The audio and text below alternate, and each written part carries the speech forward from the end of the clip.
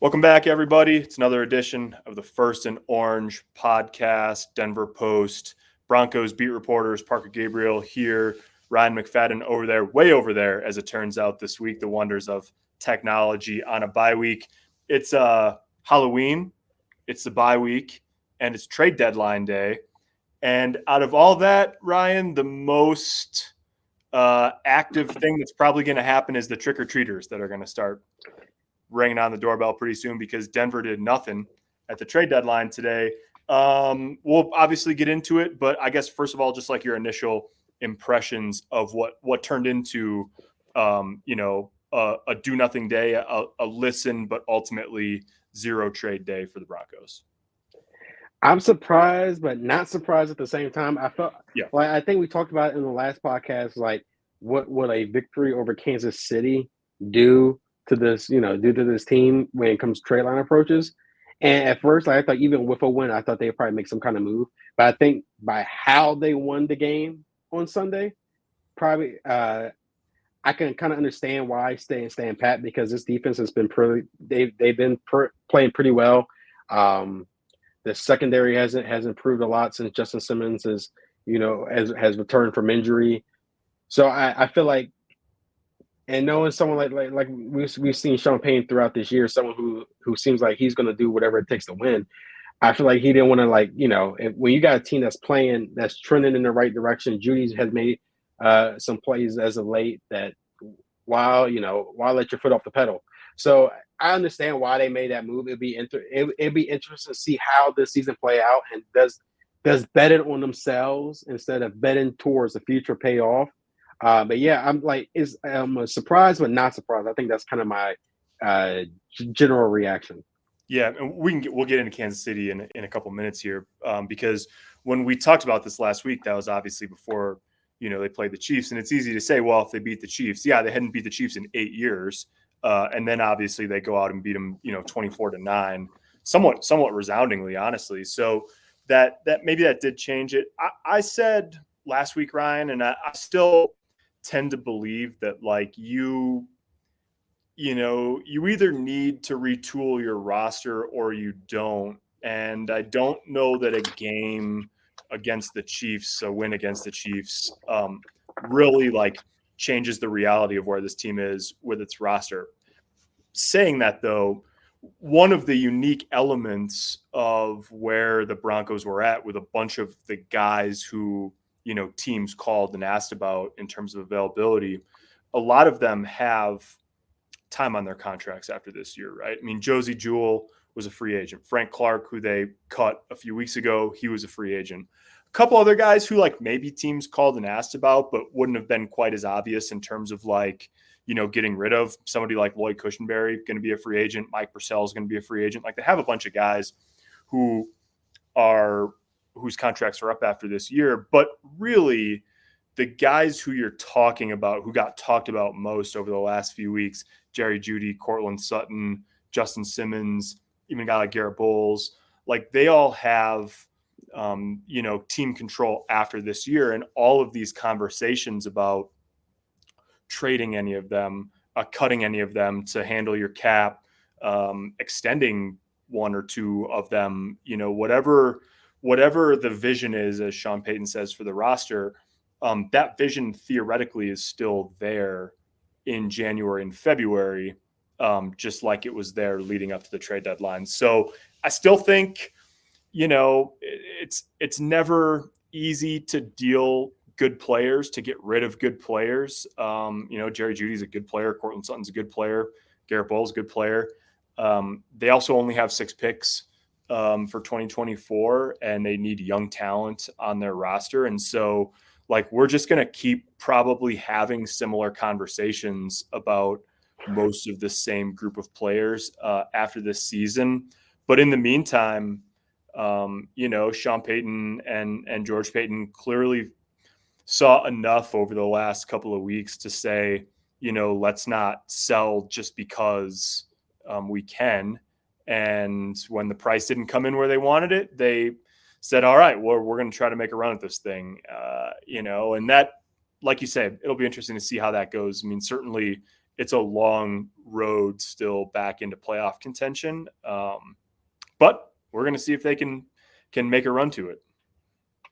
Yeah, oh, yeah. I'm kind of curious. Like, I know the Broncos did field offers. Even Sean Payton said himself, like when buyers are calling, it's professional courtesy to answer that call. To answer that call. So I'm kind of curious. I wonder what was offered, or what was played. So like, for example, like someone like a Jerry Judy, like what picks were offered, and I wonder how much did that play a factor as well, because maybe they see it in a situation where, let's say, they were offered a bunch of like a couple late round picks. Mm-hmm. They probably looked like, wow, maybe we might as well just keep them Yeah. and just push through, instead of just shipping them away. But yeah, it's I I could see the optimism because of the way they played in recent weeks. But at the same time, you hit the point. You still got to think about, all right, what's next for this team? What's next for the franchise? And it's something, I'm just going back to something else I said last week, is trying to make a run, and let's say make a run, go 9-8 and miss the playoff. Was that worth it when you could have had an opportunity to possibly, improve your draft capital? But it's you just beating the Chiefs 24-9. I think that was huge, and I guess right then and there, you could sense in the locker room. You could sense in the locker room that some belief was restored, and they're gonna fight their way. So we're just gonna have to. I guess we're gonna have to ride the wave and see how the rest of the season turns out. Yeah, no doubt. I think, it's going to be interesting because there is, and we talked about this last week, I think there's some utility, even if you come up short of the playoffs, in getting hot and getting in the conversation, if that's possible. That just, in order to parlay that into future success, like Sean Payton's talked about the Lions a lot. They started 1-6. They're led by Dan Campbell, who was his associate head coach, tight ends coach in New Orleans. And so obviously he watched that situation closely last year. They started 1-6, they made the run, they came up just short, and now they're really good this year.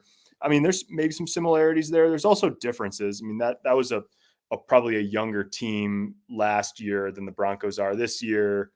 And Denver, like one way or another, they're going to come to some major decisions, not just on the guys that got talked about at the trade deadline, but with Russell Wilson and all of that. And so you could read a lot into doing nothing at the trade deadline in terms of, hey, maybe they really like the foundation of the roster. They're going to try to keep it together as much as possible next year.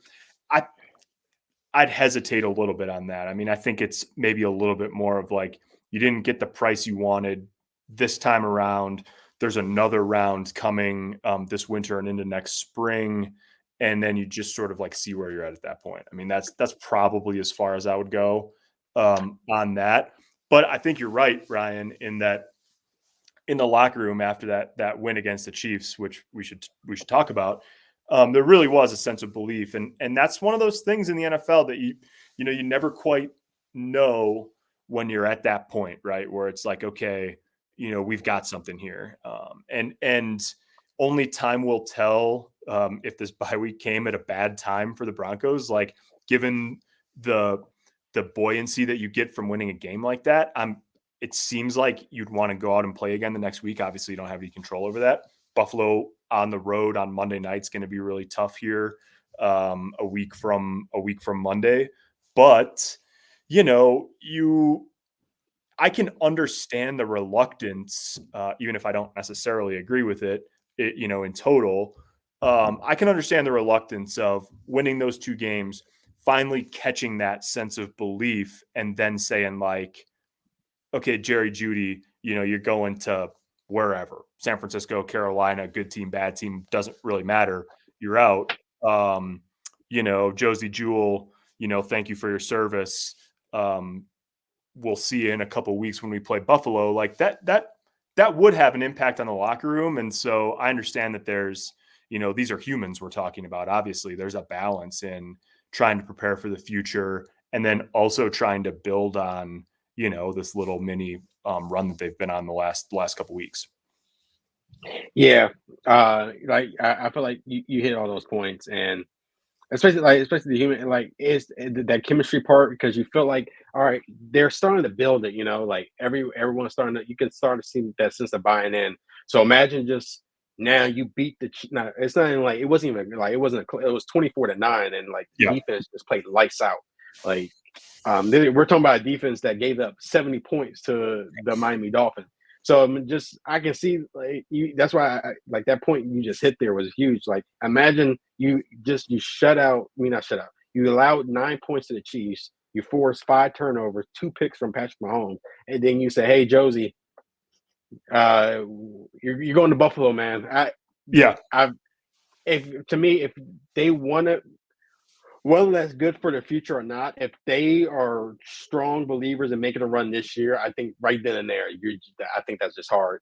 Yep. Just go in there and say, "Hey, Justin, thanks for getting that pick, but the Eagles are calling your name, and we just sent you out. We just sent you out here for the draft." I think that's hard, especially if once you just instill that belief and you show that confidence that hey, we're gonna fight through this, and we believe in the talent we got, but there are going to be some questions that still needs to be answered as the season progress, like going into going to the off season, the winter, the spring, because this is this team is not getting any younger, and there's still spots there where it's like, all right, if if we don't build off of this, what's the next step for us? Right.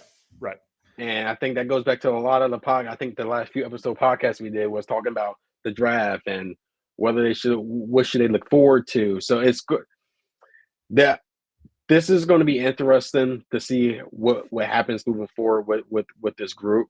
Um, yeah, I get the whole idea of just sticking this through, and that it can very well turn out to be a positive after seeing what happened to Kansas City. But at the same time, it can also maybe slap you right in the face if you don't actually build off that victory on Sunday.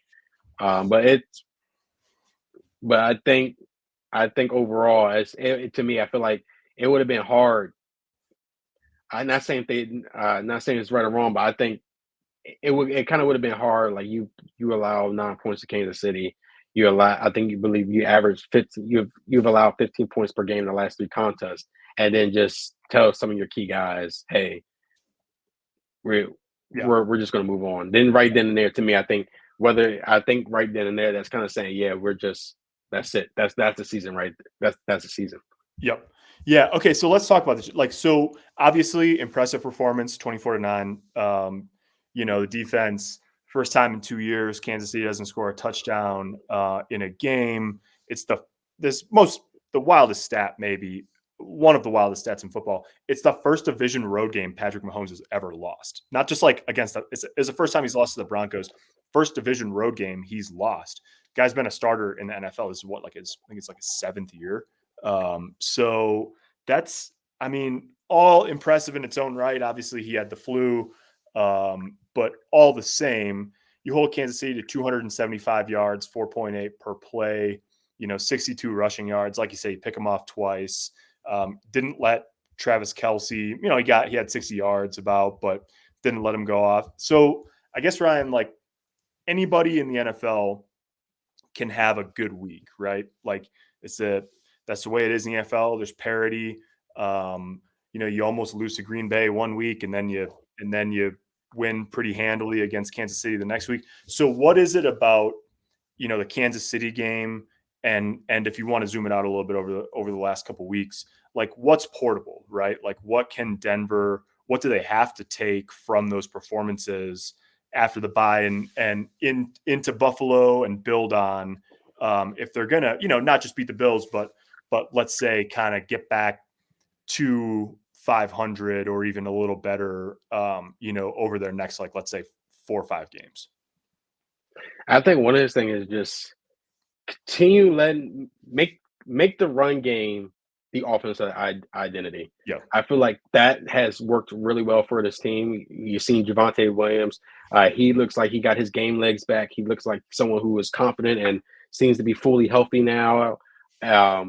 I think maintaining that and making that the identity of the offense, I think that's key there. And kind of let uh, Russell Wilson be more like a game manager and like not someone that you have to rely heavily on. But if you've seen this offense work well with Javonte Williams and Jaleel McLaughlin, and the way they're able to generate, explosive run plays, and Javonte Williams, someone that it's hard for people to take him down, and Yep. how well they work in the screen game. So I feel like one thing I like going looking at that Chiefs game and probably even the Packers game, just like a team to make the run game that identity and build off of that. I feel like that's key right there. And then another thing is like that trio of edge rushers are really showing some good signs. Nick Benito, Baron Browning coming back. Baron Browning has played some really good football since coming back, and I've liked what I've seen from him. So it'll be interesting. I would love to see them develop Jonathan Cooper as well. But for me, I think the team to make the run game the identity of the offense. I know Sean Payton did mention that when he was asked, they're still trying to figure that out. But to me, I feel like it's right there for him to see. I think it's to run the rock, Yep. run the rock. It's crazy to say in 2023 to like run the rock the way the NFL has turned to like more of a passing league, but that's what has worked. And we've been in those games in press boxes early in the season where you sit there and Jaleel McLaughlin will break for a 20-yard run, or Javonte Williams too. Then all of a sudden they just abandoned it, and you're just sitting there like, why? Like, what happened? Yeah. And then when you look at Kansas City game, they actually kept pounding the ball, and boom, 40 carries, 153 yards rushing, and they were able to control the game. So I feel like right there, I think if I'm gonna take something away from what we saw for these recent weeks that could possibly lead them to future success, I think it's right there with making the run game the identity. Yeah, it's crazy because there was one, I don't remember exactly when it was in the game. There was one point in the game where Javonte Williams had a 15-yard run on sort of like a little delay for a first down, and then they threw it 3 times and it was incomplete punt. It was like 5 minutes. It was the second to last possession in the first half. They got it with like 5 minutes left, and that's when it was. And I was just thinking, like, man, here we go again, right? Like going with the run, and now you're going to get greedy and completely get away from it. But to Sean Payton's credit and to the offense's credit, like this time they didn't. They got back to it. They ran the heck out of the ball in the second half. And Javonte Williams, he had. I was looking at the last 2 carries when they weren't even really trying to get a first down. They just were trying not to fumble. At the end, they kicked the field goal, 40 seconds left or whatever, to go up 24-9. He lost 7 yards on the last 2 carries. So before those 2 sort of like whatever giveaway snaps, he's at 25 for 92 plus 13 receiving yards. So you're talking about, functionally speaking, he finished with 98 yards. He was over 100 before the last 2 snaps in total offense. And not only that, Ryan, I tweeted this the other day. They ran 65 plays on offense, right? Russell Wilson was sacked 6 times and carried it 8. That's 14. They had 7 incompletions, so you're up to 21 of the other 44 snaps. So that's the completions, completed passes and rushing attempts besides Russell's. 44 offensive plays, 39 of them went to running backs. 30 touches for Javonte Williams. It was 6 for Jaleel McLaughlin, a couple for 3 for Samaje Perine. So 39 touches for running backs out of 44 plays that, a completion or a rush that wasn't Russell Wilson. 39 of 44, 5 for receivers, 0 for tight ends. So it's not going to be that imbalanced every week, probably not at least, but like that was hey, listen, we're just going to put it in our trio of running backs' hands and trust that good things are going to happen. And they did for the most part. Wasn't perfect, obviously. Frankly, like there's a lot of room for improvement offensively. They finished with, 240 offensive yards. But Kansas City is also a really good defense. And so when you're looking ahead, Buffalo's got talent, obviously. They haven't been particularly good against the run. Just traded for Rasul Douglas today. So, you got tough tests ahead with that defense and Minnesota's and Cleveland's coming up after the bye week to open. But they've got a pretty good offensive line, especially when it comes to run blocking. And I think the ability to try to, slow some games down and control the clock. And that really, like, I think you're spot on. Like, that is their route to controlling games, being in games, winning games. Yeah, yeah, I agree with you there because thinking about it, this is not like a team that to me is like they're going to have to control games the way they are.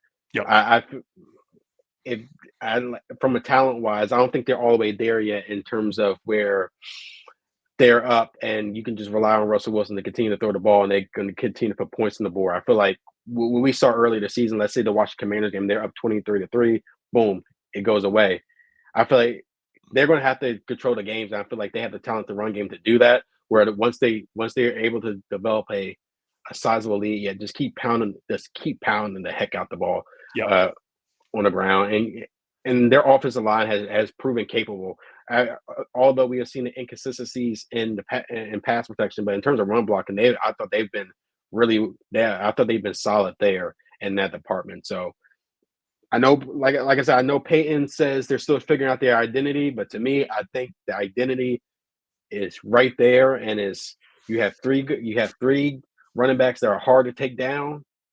I would just utilize them. I would just keep utilizing them, and see how things work, and then hopefully from there, they can start developing to the play action game, having that more and doing that more consistently. But yeah, that running game, they were solid there. I think that was a huge difference maker. I know we talked about the defense against Kansas City, but their ability to run the game, control the clock, was huge against Kansas City.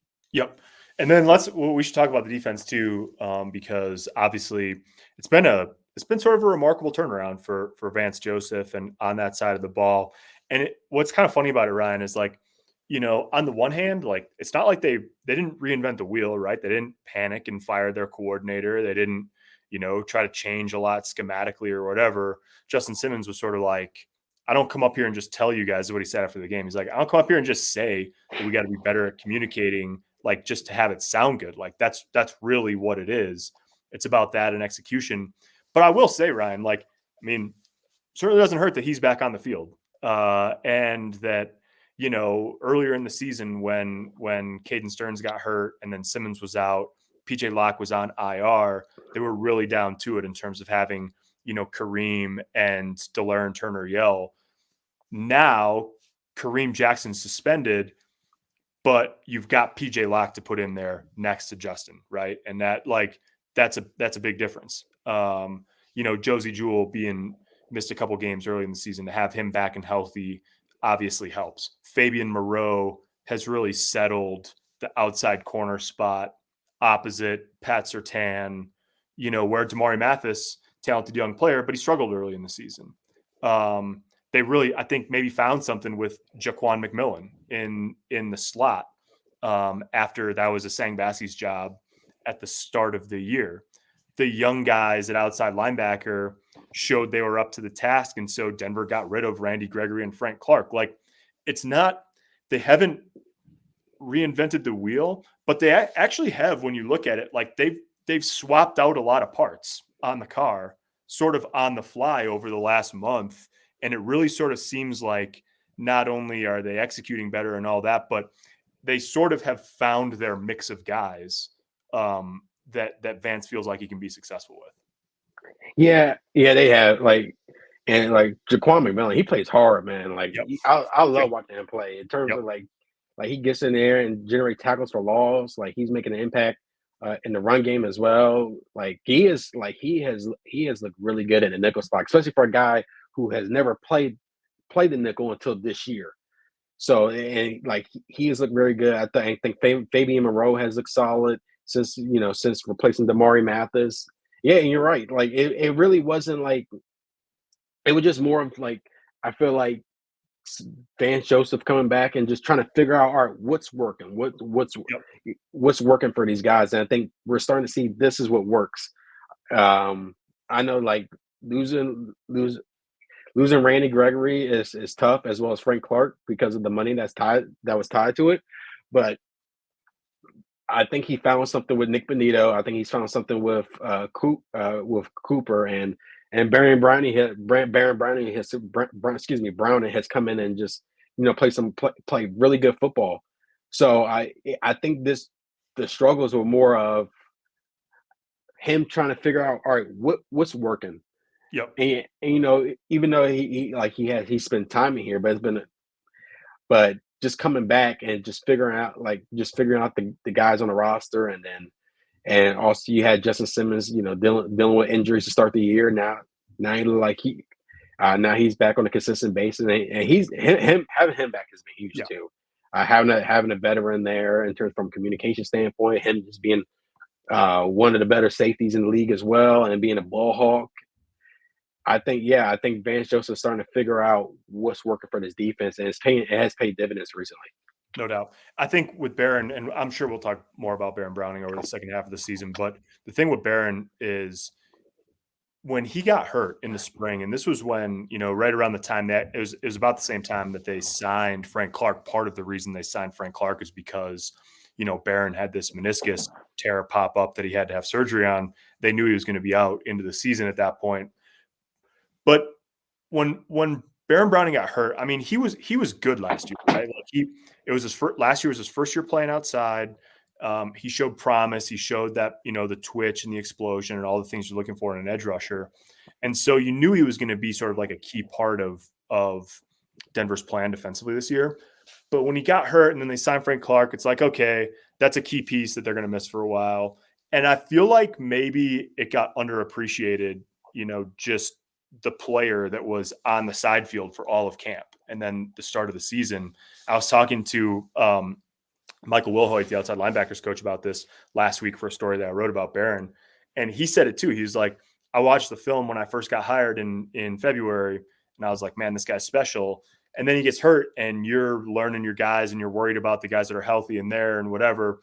And like you sort of lose sight of what Barron is as a player until he's back out there. And he's like, couple snaps into that Green Bay game, I was like, oh yeah, that's right. This guy's really good. And he's looked like that. We'll see what he can do with it. He's still a young player.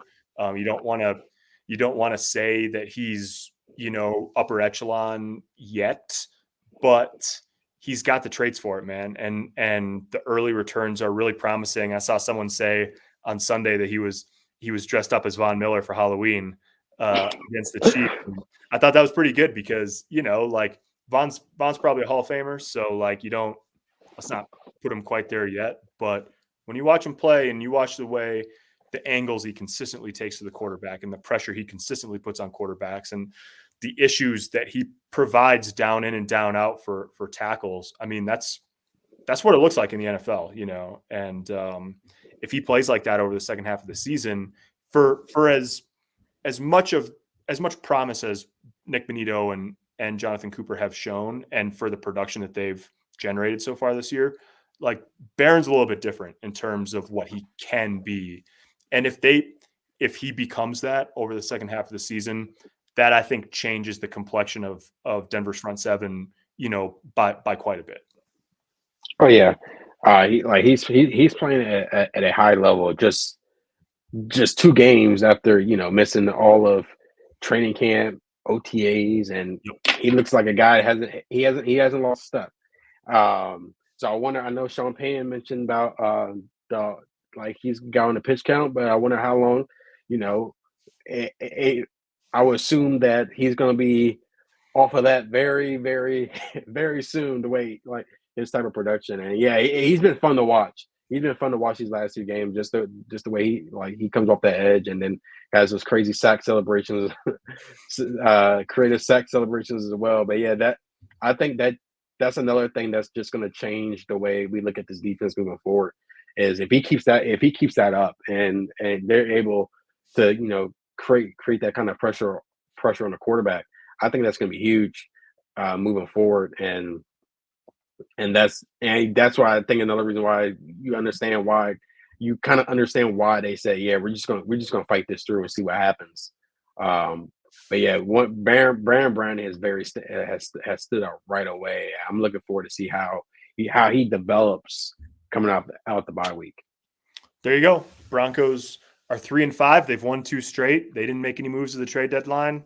They strapped it in and said, we're going to try to make a run at this thing in the second half. Numbers don't look great. I mean, if you look at New York Times, Consumer Sports, they're sort of in that like 6% ish for making the playoffs. But, that's you could also look at it and say they're a game and a half out of the wild card, right? So it'll be interesting. It's sort of in the eye of the beholder, whether you think it's realistic or not. The quest for it, 9 straight weeks, starts a week from Monday with Buffalo. We'll be back next week, obviously, as the Broncos get back to work. Depending on exactly how it goes, it may be Wednesday instead of Tuesday next week to make sure that we've at least got something new for you next week when we podcast. But you can bet we'll have it all covered through the rest of the bye week. Our guy Ryan here will have sort of a midseason report card later in the week, get into the nitty gritty on the first 8 games. We'll look ahead to the next 9, and we'll get ready to go. Buffalo Monday Night Football is the next one up after the bye week, and then away we go down the stretch. And Ryan, you even got your first big fall Colorado snowstorm out of the way this past weekend. So if there's inclement weather down the stretch, it'll be nothing new. Yeah, that was snow. I think that's the first time I ever had a Halloween weekend where it snowed, had snow on the ground. So that was quite interesting.